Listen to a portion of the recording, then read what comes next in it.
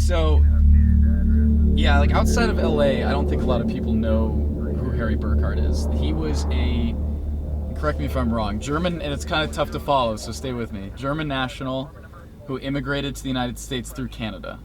I think that's correct. He came here with his mother.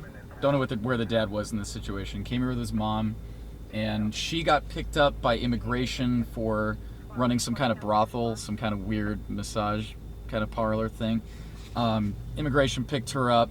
She was in custody for that. While she's in custody with immigration, her son, Harry Burkhart, the subject of our chat tonight, went around LA and just terrorized the city. Like, we're talking about it here, and I remember it literally like it was yesterday, and the whole situation with him, we didn't know if it was a terrorist attack. We didn't know if this was like somebody from like a fire department that was disgruntled and like going around the city lighting fires, because the person that was doing this, we didn't know who it was obviously at the time. The person who was doing this stuff was just so far ahead of everybody, and I think that's what really kind of put me on edge, because every time we'd go to a call with one of these arson fires, it was like, man, is he still here? Is this guy like, is he in the bushes watching us? Like, we had no idea. We didn't know if it was a group of people, like I said, if it was like a terrorist attack. And it was interesting to see from a journalist perspective in the middle of it, looking back with all these layers of different departments and different personnel that were trying to find this guy, and realizing that I had the furthest back perspective, and that the fire departments weren't talking to each other. LA County wasn't talking to LA City. LAPD sure as hell was not talking to LA County sheriffs. And then the FBI got involved. I mean, it was just unbelievable the amount of resources that went into finding this guy. And then they ended up finding him with a random traffic stop by a volunteer sheriff. So it's a crazy story, actually, if you really think about it. I mean, I remember going to some of these calls, and people were coming out of their houses at like 1, 2 in the morning asking me if this was one of the arson attacks, like if this was the guy. I remember one woman coming up to me and my friend who was with me at the time and asking, hey, like, is this him? Is this the guy? And she began explaining to us that she hadn't slept in 3 days because she was so afraid of this guy coming and lighting her apartment on fire. So this was not just some guy running around causing fires. Like, you have to realize like how much psychological damage was going on during this whole thing. People were just terrified. People were afraid to go to sleep. I mean, I haven't covered a story that's been quite that effective on a individual level, I think would be the way that I would define that.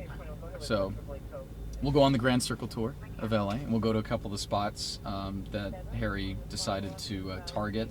I don't know why he chose a couple of spots he did. He had an MO where he would go for parking areas where there were vehicles with apartments over the parking. So it was a 2-story building, always a 2-story building. There was only one that was kind of out of his normal MO, and that was a bunch of cars behind an apartment structure. But it was always a 2-story building with car park underneath occupied dwellings, with people sleeping. And he used it. I'm not going to get into the specifics on how he did it. But he did use a time delay device, a very simple time delay device that put him about 15 to 30 minutes ahead of everybody. Harry Burkhart hit a location here at the intersection of Colfax and Burbank, and if you look to our left here, you can see we're actually right next to LAPD North Hollywood Station. So that's the police station, and I'm going to turn the corner here at Colfax, and there's going to be an apartment structure right here on the east side of the street on our right. Right here. This is one of the locations that he hit. This entire carport area was completely on fire. Yeah, kind of crazy. So you can actually see a police car pulling in. See the driveway down there where that there's a Charger pulling in? That is the LAPD North Hollywood station. So officers literally down the street, and Harry's one of his, I want to say, was that like day 2 or day 3? I want to say day 2-ish. I'd have to look back at the records because it was so long ago, but I mean, the guy lit a fire down the street from the police station, literally walking distance. Like we could jog down there in a minute. So again, I don't think he even knew that it was there, because the guy, being a German national, he's not looking at a map going, hey, where are the police stations? This guy just went around indiscriminately looking for the type of, I'm trying to think of how to explain this without like giving away his like MO, but there were certain buildings and certain car positions, like where the cars were parked, that he would look for. So I knew when we went to one of the fires if it was a fire that he lit, because there were a ton of copycat arsonists at that time, because it was big in the news, everybody saw what was going on, and people were actually torching their cars to try and get the insurance payout, because they would say, oh, the arsonist did it, even though it wasn't. So there were certain things that he did specifically to the cars that allowed us to see. Very good. There were certain things that he did to the cars that allowed us to tell if it was actually one of his fires or not. And again, there were certain things that he looked for in these buildings to make sure that it was as destructive as possible. So I wouldn't consider him like an expert in fire and fire dynamics, but he definitely did enough research to get to the point where he could cause a tremendous amount of trouble. But again, lighting a fire down the street from the police station just kind of shows how oblivious and how determined this guy was and focused. Because if he's that focused on what he's doing, he's not going to notice a police station literally down the street.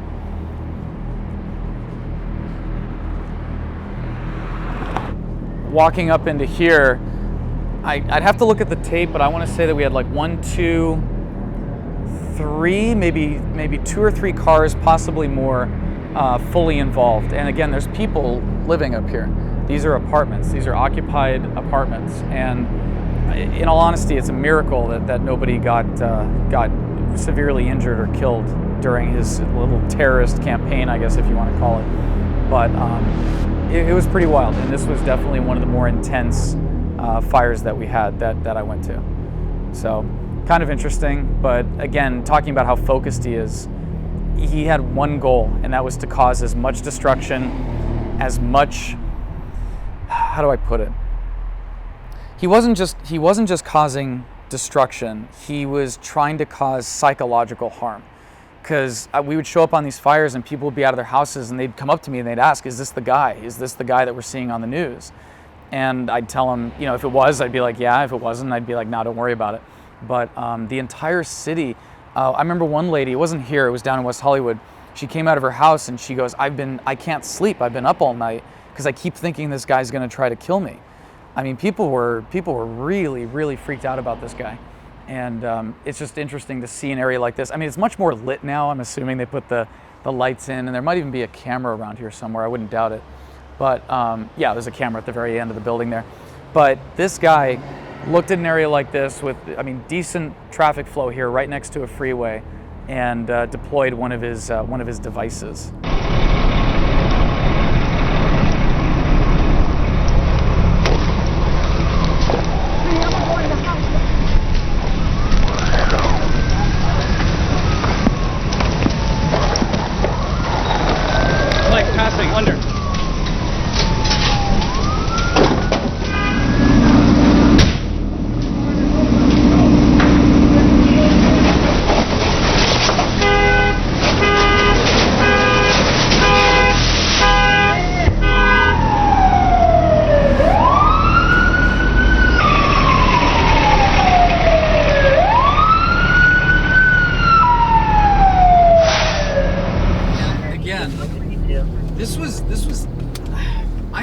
Anything since that was like this, and I definitely didn't cover anything before leading up to it.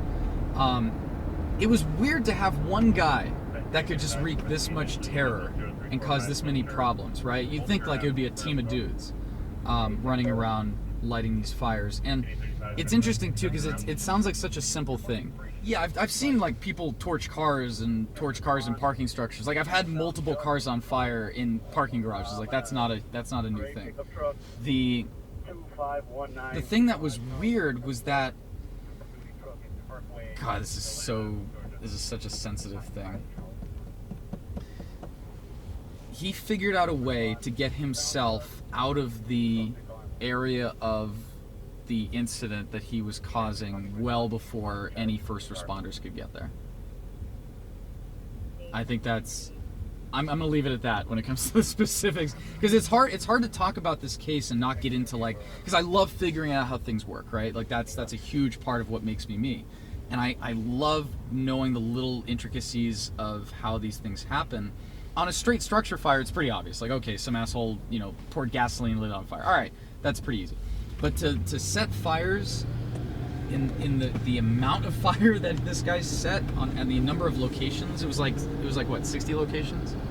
50, you probably know 50. the number. 50, yeah, so 50 locations, and never got caught. If you think about it, he never got caught at one of his incidents. He got caught on a traffic stop on Sunset. Like, that's absurd. That's completely absurd. So, and I'm not saying that LAPD or LA County sheriffs, I'm not saying that they were not, or even the arson guys for that matter, they were doing a great job. They were doing their job, they were getting there, they were looking for people that were suspicious. I mean, the whole city was looking for arsonists. Like, this was like, it wasn't just the cops, it was the whole city was in let's find the arsonist mode. And they still couldn't find him. They still couldn't catch this guy. It just boggles my mind.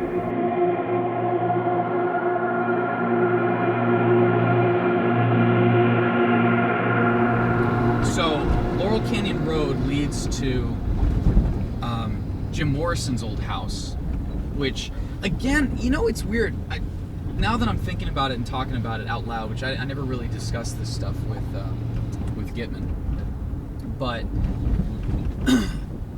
the two fires that Burkhart lit up here in the hills don't really fit his MO, which is interesting because there aren't a lot of houses. I don't think there's any buildings up here that really would fit his perfect ideal location.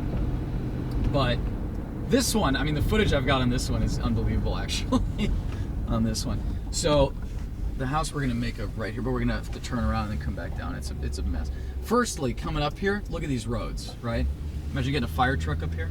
It's a freaking mess. So you're not gonna be able to see it from going up, but you'll see it coming down. The deck, oh, they have cameras out here now, that's good.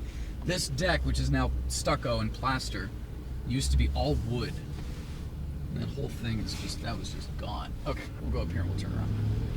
But it was weird because, again, these locations up here do not fit the criteria for the fires that he was lighting before.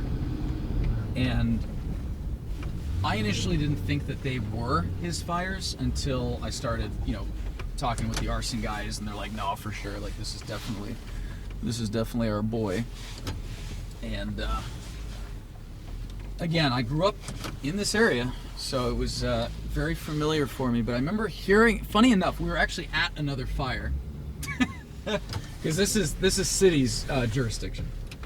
So we were at a fire with county, and I think it was Mike Meadows or one of the still photographer guys. He had his radio, or no, Alex had it. My buddy Alex had his radio, and he had an earpiece in. It was brilliant. We got a little Uniden scanner, and he had his earpiece in.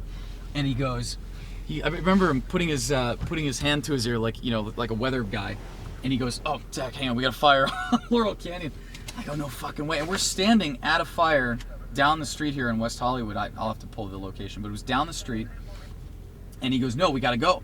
So we left that fire. Everybody's still there. We left while that fire was still active, and got up here way before anybody was even en route. And I remember pulling up here next to the Canyon Country Store and looking over between the trees and just seeing it glowing.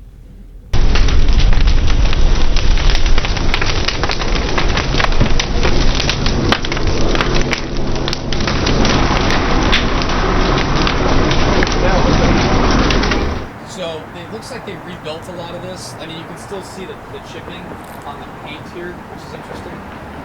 But they rebuilt all this. I don't think this was like that, but the deck was definitely like this. Obviously, they rebuilt all that. I was standing right about, I want to say right about here. This whole area was on fire, and then that's when you see me pan over, and the firefighter comes walking up, and he's like, "Oh shit."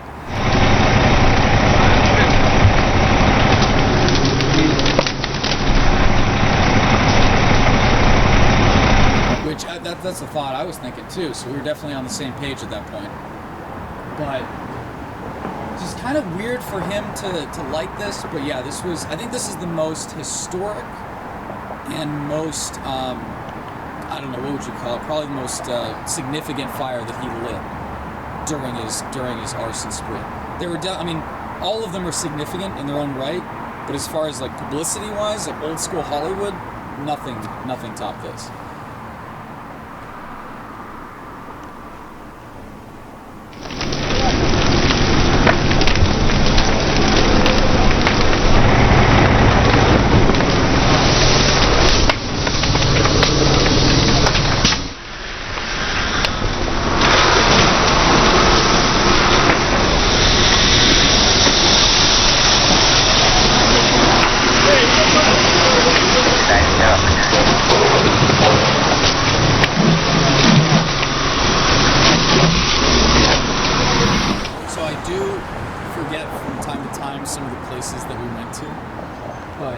This location always stands out in my mind. We came out here, my friend and I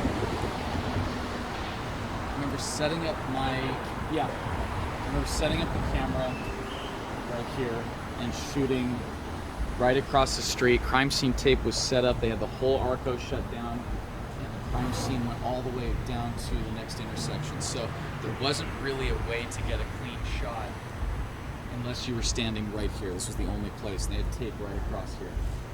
So when I showed up, I was set up on sticks. They had him in one of the cars. They had him in a Crown Vic, I believe. And one of the arson investigators saw me with the camera, and you can see it on tape. You can actually see them go to the car, pull Harry Burkhart out, and they've got him facing that direction. They turn him right toward me, right here. And the guy looked right in the lens. I couldn't believe it. It sent goosebumps down my spine. Even talking about it, even thinking about it, it literally sends goosebumps down my spine. The guy was so, like, there was just, like, he was totally fine with what he was doing. Like, it wasn't that he was disconnected. He wasn't completely checked out. He was like happy. Like he was just like proud of himself. It was the weirdest, smuggest look on his face. My camera on the sticks. If I could place it, I would say right here. Camera was set up, and he was right here at that tree. That's when they pulled him out of the car, and he faced right into my lens. That was one of the most bone-chilling feelings.